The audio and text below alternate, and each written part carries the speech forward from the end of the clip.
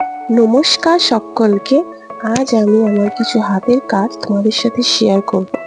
প্রথমেই যেটা দেখছো এটা হচ্ছে একটি থালার মধ্যে কলকা, যেটা আমি আমার মেয়ের জন্মদিনের আগে বানিয়েছিলাম। এডিট করে ওকে জন্মদিনে ভাত খেতে দিয়েছিলাম।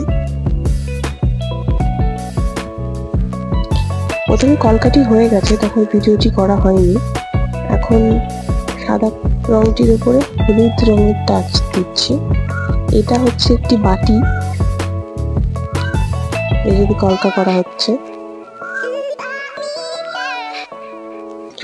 এরকম টুকটাক হাতের কাজ, আঁকা, কলকা, এগুলো করতে আমার খুব ভালো লাগে, কিন্তু এখন সময়ের অভাবে করা হয়ে ওঠে না। বিয়ের আগে আমি করতাম। এটি হচ্ছে থালাটির ফাইনাল লুক। আরো কতগুলি বাটি এবং গ্লাস ছিল, যেটি আমার মেয়ে ভেঙে ফেলেছে।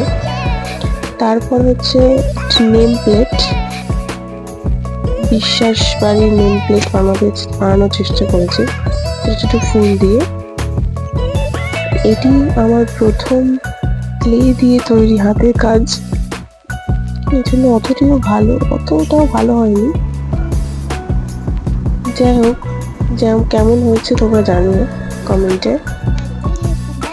এটি হচ্ছে একটি ল্যাভেন্ডার ফুল, আর এটি একটি গণেশ ঠাকুরের স্ট্রাকচার রেখেছি। এটি হলো ফুল মুখ। কেমন হলো জানিও। তারপরে একটি ক্লে দিয়ে জুয়েলারি বানাতে বসেছি, আংটি।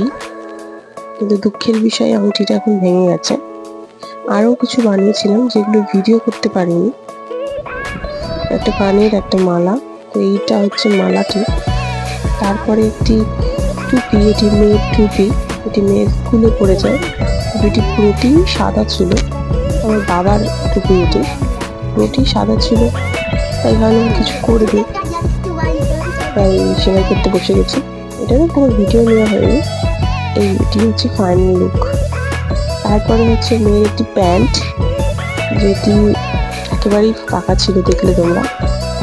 তার মধ্যে কিছু কালার অ্যাড করে একটু সেলাই করে দিচ্ছি। অনেক কিছু করার ইচ্ছে ছিল, কিন্তু আর ধৈর্য কুলোচ্ছিল, তাই একটু ফুল আর পাতা দিয়েই কমপ্লিট করেছি কাজটি। তো এই ছিল আমার হাতের কাজ। আরও আছে, কিন্তু সেগুলো ভিডিও করা হয়নি। প্লিজ তোমরা জানিও কেমন হয়েছে। তো আজকের মতো টাটা।